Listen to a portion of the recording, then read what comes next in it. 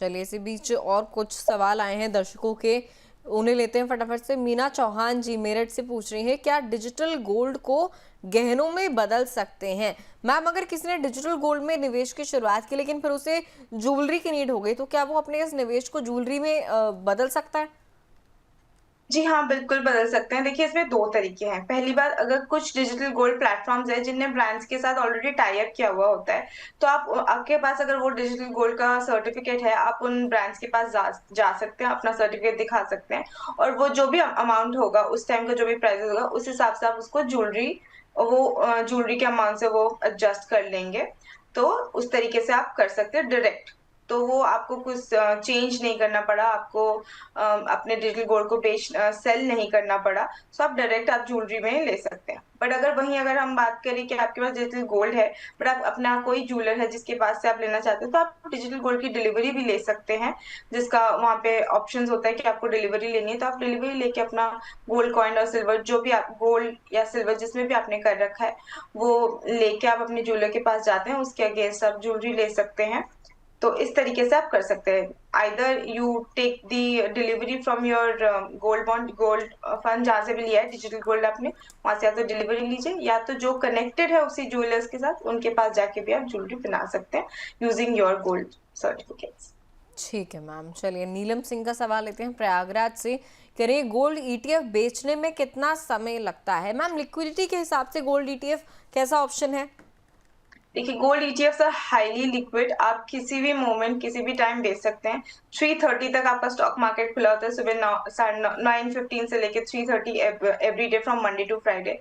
Any time you can sell them. आपके पास कोई भी गोल्ड ईटीएफ है, आप जाइए अपने जिसमें भी आपका अकाउंट है, अपने डीमैट अकाउंट को खोलिए और अपने अकाउंट को खोलिए, and you can just sell it. So they are highly liquid. आपको कोई इसमें टेंशन नहीं है कि मैं कब बेचूँ, किस टाइम बेचूँ। अगर आपको दिख रहा है कि हाँ, मैंने 100 रुपए में लिया था, अभी मेरा ईटीएफ 110 है और मुझे इसको सेल करना है, you can just sell it then and there, just a few clicks. ठीक है, एक और सवाल, आखिर सवाल लेते हैं। कुसुम यादव बलिया से पूछ रही हैं, क्या चांदी में भी एसआईपी हो सकती है? मैम, सिल्वर में सिप के क्या क्या किस तरीके से शुरुआत कर सकती हैं कुसुम जी? देखिए, सिल्वर में भी एसआईपी कर सकते हैं, जस्ट लाइक गोल्ड हम सिल्वर में भी एसआईपी कर सकते हैं थ्रू म्यूचुअल फंड्स के थ्रू कर सकते हैं, सिल्वर बॉन्ड्स के थ्रू कर सकते हैं। म्यूचुअल फंड में आप 100 रुपए से लेके 1000 रुपए, 10,000, कितना भी कर सकते हैं। आप डायरेक्ट अपने प्लेटफॉर्म में जाइए, अपने जो जहाँ से भी हम म्यूचुअल फंड ले रहे हैं उनके डिजिटल प्लेटफॉर्म में जाइए, वहां जाके आप अपना एसआईपी के लिए क्या अमाउंट है अपने बैंक को ऐड कीजिए, एंड देन आपके एसआईपी के हिसाब से जो भी अपने अमाउंट दिया होगा वो हर महीने कटता रहेगा और वो आपका एक्यूमुलेट होता रहेगा। सो सिल्वर एसआईएफ सिप भी कर सकते हैं आप। ठीक है मैम। मैम, वैसे गोल्ड ईटीएफ और सिल्वर ईटीएफ जो है शेयर बाजार से जुड़े हुए होते हैं, तो क्या ये उन महिलाओं के लिए भी सही है जिन्हें शेयर बाजार से थोड़ा डर लगता है, बहुत ज्यादा नॉलेज नहीं है, एक्सपोजर नहीं है शेयर बाजार का? देखिए, गोल्ड ईटीएफ या सिल्वर ईटीएफ की बात करें और शेयर मार्केट की बात करें, तो हाँ, ये जरूर एक्सचेंज में ही ट्रेड होते हैं। पर देखिए, शेयर मार्केट में क्या होता है, वो डरते इसलिए क्योंकि उसमें हमें एक कंपनी इन्वॉल्व होती है। यहाँ पे गोल्ड और सिल्वर ईटीएफ की जो बैकिंग है, मतलब गोल्ड और सिल्वर ईटीएफ का जो प्राइसिंग है, वो गोल्ड और सिल्वर के प्राइसेस से होता है। तो गोल्ड और सिल्वर जिस तरीके से चलता है, उस तरीके से ही गोल्ड और सिल्वर ईटीएफ भी चलता है। तो इसका जो अगर हम ये डेरिवेटिव है सिल्वर ईटीएफ, अगर हम बोले गोल्ड और सिल्वर का, तो इसमें आपको डरने की जरूरत नहीं, क्योंकि इसका जो फिजिकल एसेट है वो आपका बुलियंस है। तो there is no risk in it as such.